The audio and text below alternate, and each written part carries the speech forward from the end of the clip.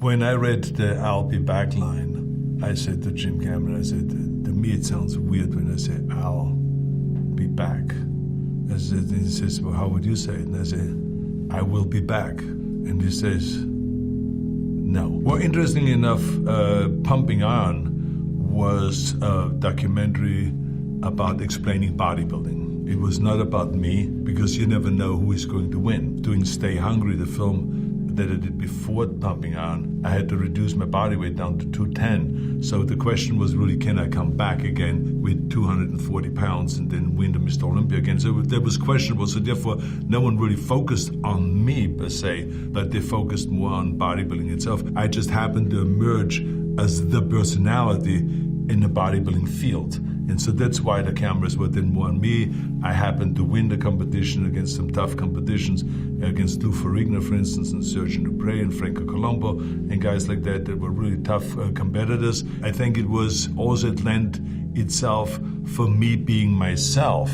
So I think that people didn't only just see me in Stay Hungry as an actor, but they saw all of a sudden what I'm really like. So I got, Conan the Barbarian because of Pumping On.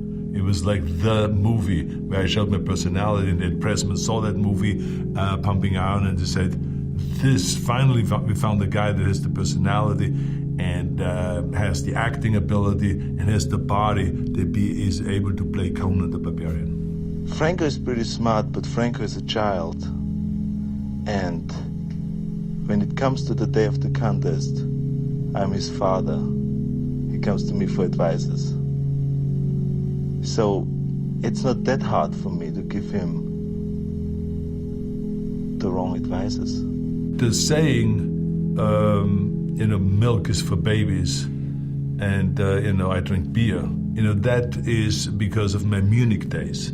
So when I moved from Austria to Munich to train between the age of 19 and 21, other gyms always would have milk bottles all over the windows that were empty or half full or full that bodybuilders would be drinking. In our gym, we had downstairs a restaurant, and we always got huge steins of beer. So we had just beer all around the windows and around the gymnasium. And I refused to drink milk because I hated milk. And so beer was really for me to drink, to have while I was working out. Well, you drink skim milk, don't you? No, I drink no milk. You don't drink any milk at all? No milk, no. Milk is for babies. When you grow up, you have to drink beer. Pumping On is being shown just about in all the gyms around the world 24 hours a day.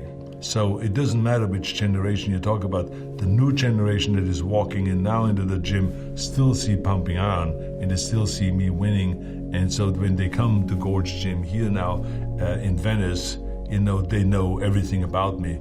I think that this movie has its own life, and it will go on forever, I think. And I think that it is really one of those great documentaries that really has established bodybuilding in a big way, because bodybuilding was kind of like a hidden kind of a sport. It was, no one really understood it, no one really could explain what it is about. And I think that Pumping On did all of that, it explained that. Conan the Barbarian. My goal was to be a leading man.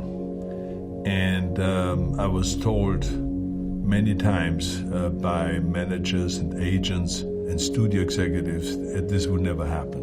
That someone with an accent like me has never become a real leading man and a big star in America. That Americans like to hear people who sound like John Wayne or look like Clint Eastwood, but not like me. That I may be good for Hogan's Heroes if they ever make a remake or something like that, but definitely not for any other movie. And also that my body is way too big, that I'm too large. And so here all of a sudden is Conan the Barbarian, where my accent was welcomed because I talked different than everyone else, and it looked like from some prehistoric time, and the body looked like an action hero, something that like Frank Frazetta, when he drew the Conan characters in the comic books, he always drew him with the huge muscles and very defined and ripped. But in those days, there was no actor around that ever could play that role. So here was me. So all of a sudden, those two things that they always were complaining about and said that will never make you a star because you have too big of a body. Guys like Dustin Hoffman and Al Pacino and Woody Allen, those are the in guys in the 70s, not a big body like that, and the accent doesn't work. All of this became an asset rather than a liability. So I proved to the world again, never listen to the naysayers and always just plow ahead and do exactly what is your vision. My vision was to become a big star and to become not only a big star, but to become the highest paid entertainer in that field, which I eventually then became when I did Batman and Robin. Almost 20 years of pitiless combat. No rest, no sleep like other men. And yet the spring wind blows so would I. This was really the only movie where I had more responsibility of doing my own stunts than any other movie, because there was no one around, no stunt guy that had the same body.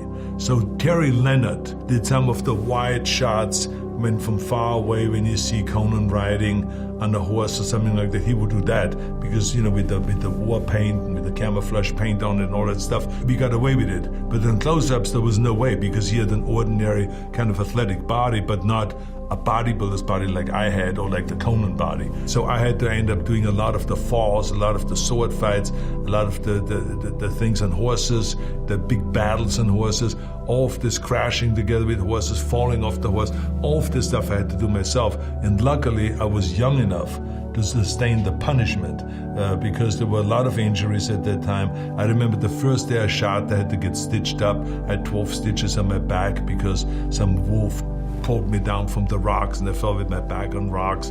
It was all the way from the beginning to the end really wild and a great experience. And John Milius, the director, loved it. He says, this is exactly what it's all about. This is a tough movie to shoot, and this is a Conan era, and this is exactly the way we wanted it. So he really got off on all those kind of things. Terminator. When I was hired to do Terminator, I really think, the day maybe the studio executives that were around then and various different people would tell you differently because they always say, I told you so type of thing. But the reality was, I think they treated it as a B movie, as a B action movie. Here's just another one because the year before came out Exterminator, now it was Terminator, and then what else is going to be next type of thing, right? But when I shot the film, and Jim Cameron showed me some of the footage. And then when he had like 20 minutes edited and I saw the film, I said to myself, wait a minute, this is really intense. This is wild. I don't think we've ever seen anything like this before. The way it was shot, the way it was lit, the way it was directed, everything, the way it was written, it was just really very, very special. And so I thought then, I think this could be bigger than we all think. And then sure enough, when it came out, it was a huge hit. And even Time magazine listed it amongst its top 10 movies of the year. So no one expected that. In those days, like for instance, when you open up a film to $4 million a weekend, it was big time, especially in the fall. And then the next weekend, it was again $4 million. And then the next weekend, it was again $4 million. So it didn't have any drop. So people said, oh my God, what's going on here? So the movie was highly successful. A lot of people saw it. And it was actually, in this particular case, it was the audience that demanded a sequel. Nice night for a walk. Wash day tomorrow. Nothing clean, right? Nothing clean, right? Hey, I think this guy's a couple cans short of a six-pack. Your clothes. Give them to me, now. You asshole! When I read the I'll be back line, I said to Jim Cameron, I said, to me it sounds weird when I say, I'll be back. He says, well, how would you say it? And I say, I will be back. And he says, no. I think it sounds better, I'll be back. I say, but it's more machine-like when you say, I will be back. He says, look, I don't correct your acting, don't correct my writing, okay? And that was it. And so he says, look, we just say it 10 times in a row. I said, we just say it and say it and say it until we get it right, and then we can pick one or the other. I understand that you don't feel comfortable with the Al and all this, but let's just shoot it. And so that's what we did. But not, first of all, I thought it was a clumsy line. And number two, I, of course, had no idea that anyone would ever repeat it, period. when the movie came out, people coming up to me and says, say the line, Arnold. And I said, what line? He says, I'll be back. And I said, I'll be back. And he said, no, the way you said it in the movies, that was the opposite. So I said, it's in the movie. Okay, I'll be back. And he said, yeah, oh my God. And it was like amazing, the excitement that you saw amongst people when I said this line. And then more and more it started picking up and other people started using it. And now I think it became the most used line ever in the movie history. Look, it may take a while. I want to wait. There's a bench over there.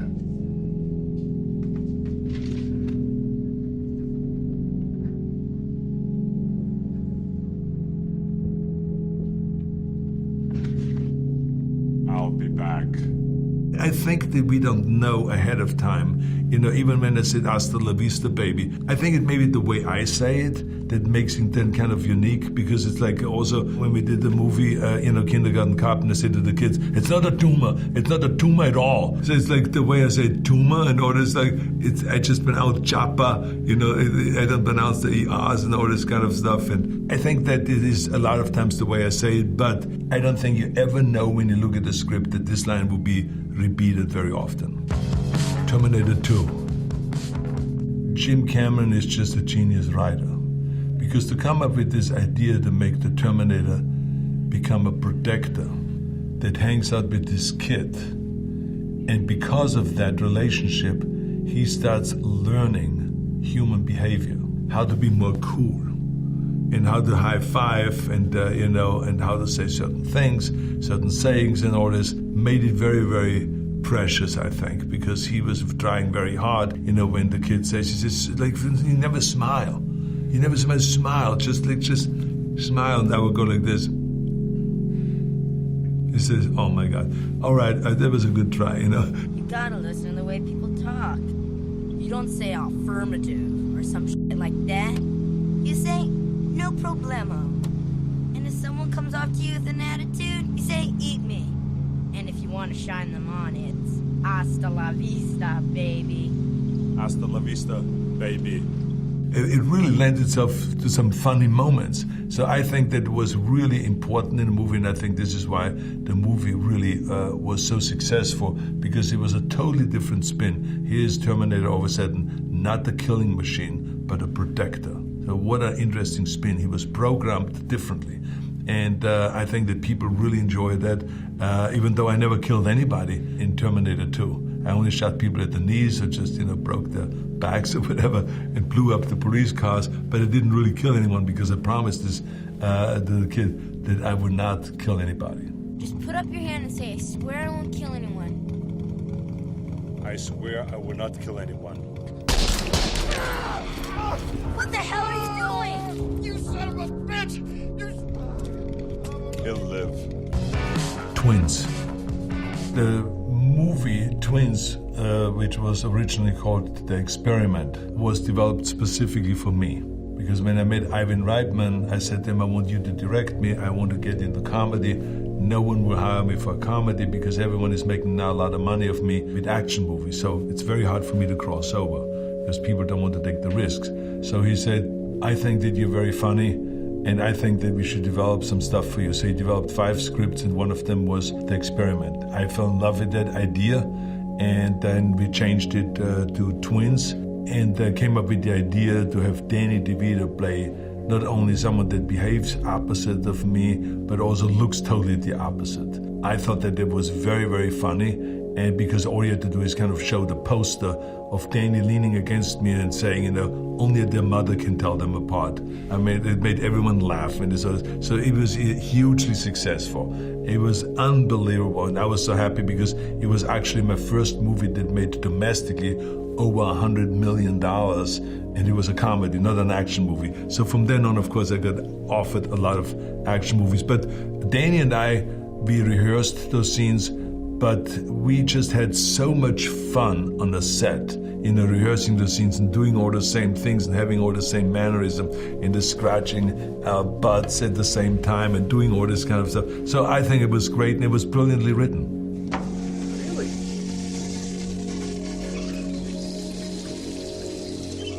Were you nervous the first time?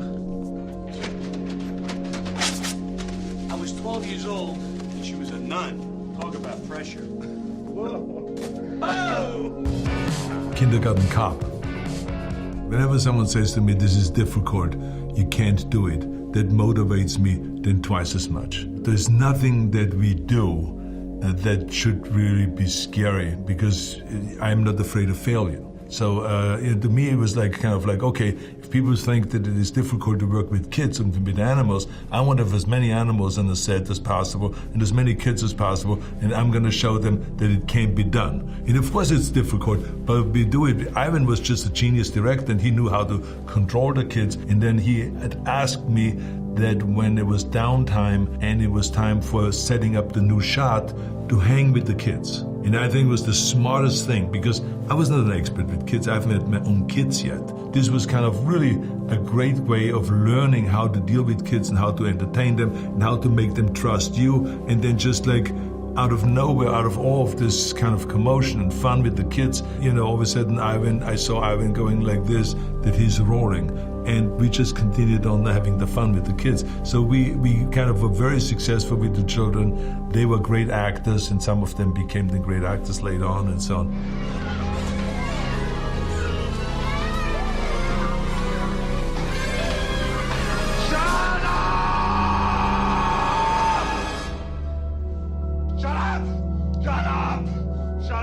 But what I liked about Kindergarten Cop was that it was a very brutal movie in the beginning. To hunt down this drug lord and this no good guy. It gave me the opportunity to come in as the toughest cop and then have to develop this other side of me, because I'm now stuck with the kids.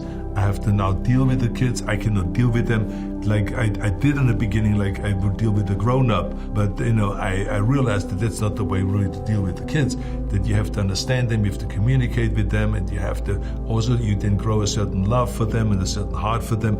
And I was able to show the softer side or the more feminine side of me. And so that's, I think, what's made it really work well in the movie. It's not a tumor. Batman and Robin. Well, interestingly enough, my motivation there was originally to work with Joel Schumacher. I thought that his style of directing was just so brilliant, and there was a certain kind of intensity there always in his movies, but also a certain casualness. So I watched him one time on the set directing, and I saw his style. And how I loved it when he always said to the actors in the end, he says, let's do one for the artist.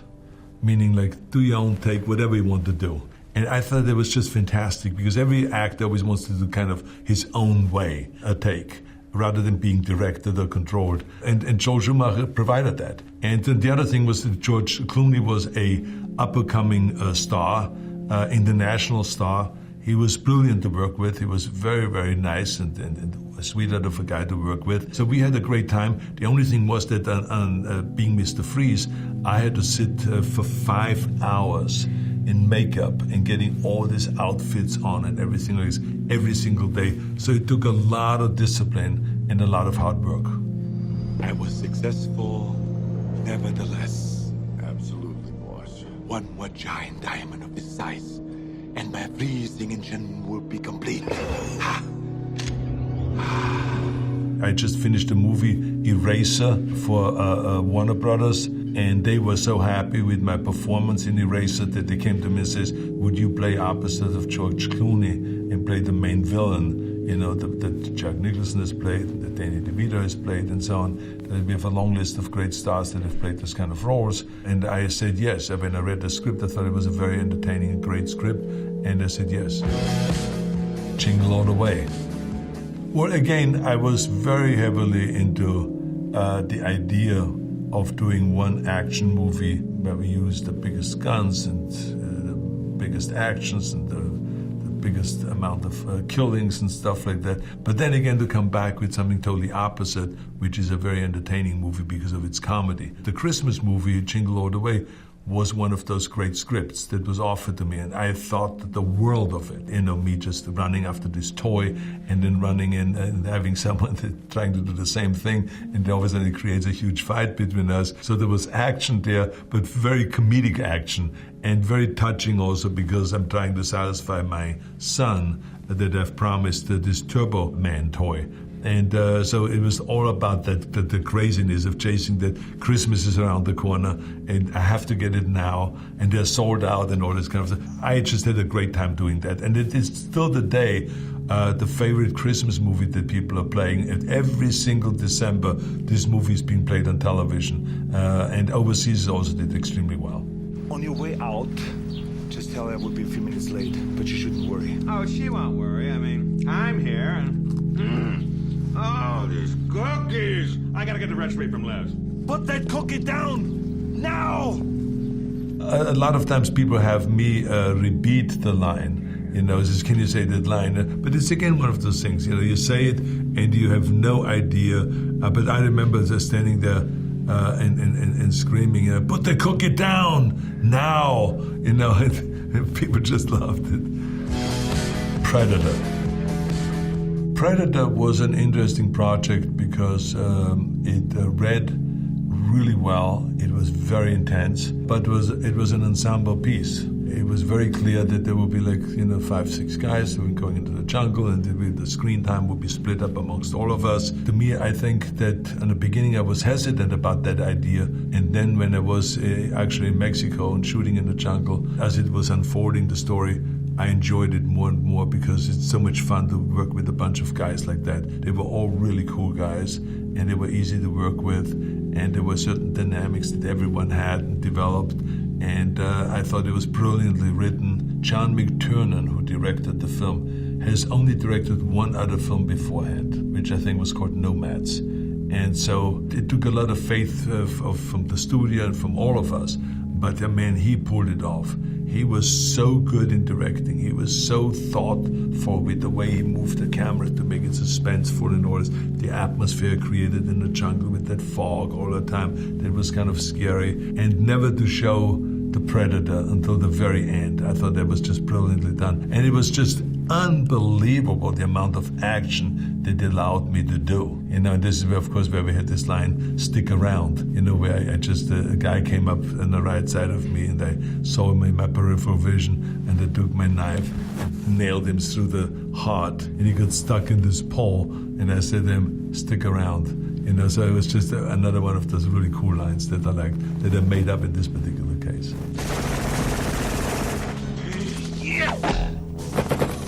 Stick around.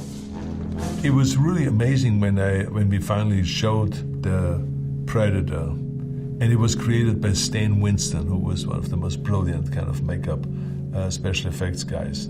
I think that he won the Academy Award twice and stuff like that. But he built that and he created that, and it was so well done. It was really tall. They had a basketball player, and that was 7'2" that was carrying this kind of mask and this outfit. It looked scary, it looked slimy, it looked weird. It looked so bad that it came natural to me to say, you are some ugly it came kind of natural.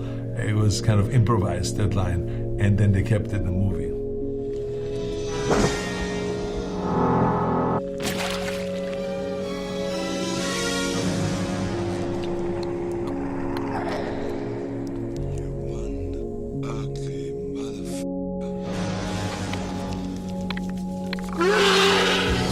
Total Recall. I was after Total Recall for many, many years. Dino De Laurentiis owned the movie, and he was going to do it with Jeff Bridges. So I was very happy when Dino De Laurentiis had financial troubles at one point and had to sell some of the projects, and one of the projects he sold was the Total Recall. I called Andy Vania and Mario Casar immediately, and I said, you got to buy this project for me. That afternoon when I called them, they bought the project from Dino.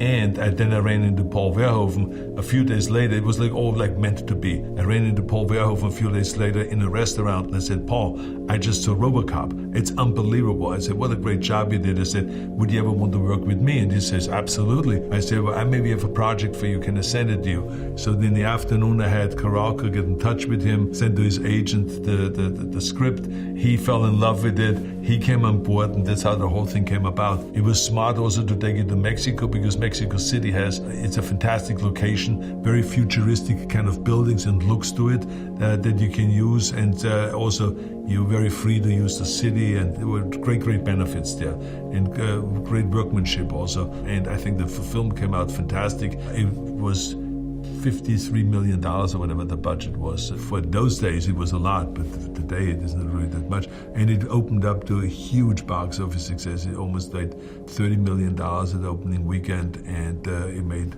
$130 million domestically, and worldwide almost $300 million. So it was really very successful, and we were very happy with the way it came out. And they tried to copy it. Someone tried to do a remake of it. How stupid is that? I mean, Jesus. You got what you want. Give these people air. My friend, in 5 minutes you won't give a shit about the people. Fire it up, Doc. Excuse me, Doctor. Is he gonna remember any of this? Not a thing. Oh, really?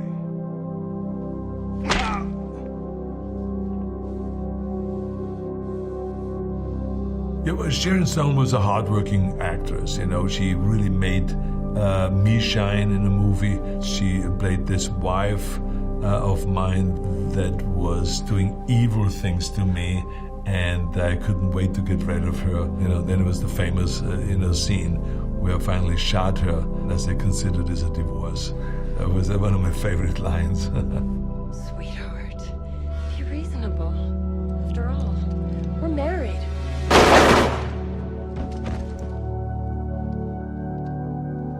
Consider that a divorce. True Lies. Well, again, we were very fortunate to have Jim Cameron. I showed him a French movie, La Totale, which was $1 million movie. It was made for $1 million in France. But the concept that was there was so brilliant. Jim saw it and he says, let's do it. And, you know, which is very hard to do for Cameron to commit to a movie. He fell in love with it. He went out and wrote the script. And he wrote it, of course, huge. As you can see, it took us 6 months to film. We were all over the place, you know, from Los Angeles, Washington, and Miami, and the Keys, and I mean, everywhere. But it was wonderful to work with Jamie Lee Curtis, because I knew Jamie Lee Curtis and skied with her in Sun Valley. So we have a home up there in Sun Valley, and so we knew each other very well. So when she was hired, I was very excited about it, because I thought that she's a really good actress. So it was great to work with her on this film.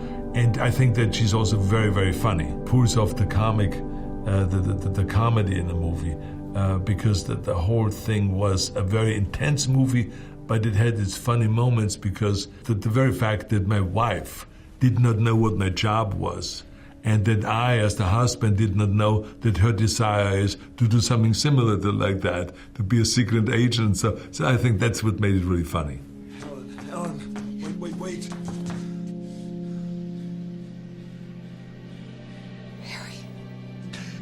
Yes, it's Harry.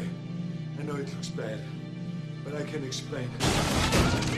Were you actually riding the horse in those scenes when you were running through the mall and everything? Yes. So I would say there was only one horse scene, which was a jump over a fountain, which I'm happy I didn't do, because the professional horseback rider wiped out on that and smashed his head in and had 20-some stitches on his face because of it. I saw right away there's something off there, because it was so wet, and horses then slip when it's wet. And so I said, I'm not going to do that, let someone else do that particular thing. But every other scene, in an elevator, on top of the rooftop, through Georgetown in Washington, through the park, all of those scenes were done. I rode the horse. Terminator, Dark Fate. You know, in Terminator, you know, I can do those Terminator movies from here to eternity. The trick of it is, and I think it's very smartly done, the body underneath and the skeleton, the metal skeleton, all that other stuff stays the same. So his abilities have stayed the same. But the outside, the flesh, ages just like any other human flesh does. So that makes me get away with looking older, and you know that you can do a movie like that 30 years later. That's the great thing about the writing. And I love doing the Terminator movies, especially when there is continuous growth in a character. And what you will see in this Terminator is that he has been, just like in Terminator 2, where there's a little bit of human behavior that he starts adopting. In this one, he is even much more. That has certain kind of effect, the way he was programmed. At what point does he override his own programming? There's all of those kind of issues we're dealing with in this movie. So it's really fascinatingly well written. Again, Cameron was involved with that, and as you know, that I'm just I think the world of his creativity and his thinking and his talent. And so he's very passionate about Terminator. Got involved with it. Got Linda Hamilton to come back to the project. Wrote her into the project as a main character. And so we had a wonderful time with Tim Miller directing it. I can see you're very upset. I'm going to help you protect the girl. You know, it really doesn't make any difference to me. I think each one has advantages and disadvantages. I think that it's the advantage of playing a hero, obviously, is that you're the heroic guy that wins in the end and all that stuff. As a villain, you have the advantage that you can go all out and do things that you normally cannot do as a hero, because it would not be a certain thing. It can be a certain cruelty or the way you kill people and all of that stuff. So that's why that was so attractive about being the Terminator, because he didn't give a shit. I mean, he's a machine. So he just steps out with toys. He just, goes and rips out your heart, as I've shown in Terminator 1. So he will just tear your head off and wouldn't think twice about blood squirting around or anything like that. That's not his concern. As a matter of fact, it doesn't even show in his face any satisfaction whatsoever when he kills 5 people within 1 second. And people really enjoy watching villains and watching kind of nasty things being done, where they say, oh my God, I have to close my eyes. I love that. There's nothing that I love more than when I do a film, we've seen it in Terminator, we've seen it in Total Recall, where there are certain things where people just close their eyes and says, I cannot take it, because that is really then entertaining. It has been a great honor for me to be involved in a movie where you get voted as one of the top 10 heroes, but at the same time one of the top villains. I don't think there's anyone out there that has been put in that kind of a category before. I don't really have a favorite because I don't know really what the definition of that is.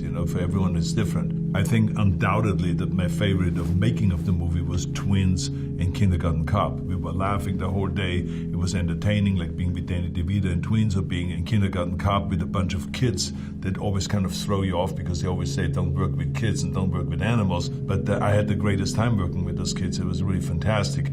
And, it gives you then a lot of space for improvisation because the kids are improvising. They're not staying with the script. They wouldn't even know how to stay with the script. So I think it makes it very lively. So I had the greatest time doing those 2 movies. But when it comes to my favorite, when the outcome, then you have to add also, of course, True Lies or Terminator, some of the Terminator movies that I've done, if it's 1 or 2, or the last one, Dark Fate. There's a whole bunch of movies then that come into that field, but it's very hard always to just say, this is my favorite. Well, thanks very much for listening to my kind of spiel about my iconic characters that I've played. If I missed any of the movies, we're going to talk about it maybe in the future, okay? Hasta la vista, baby.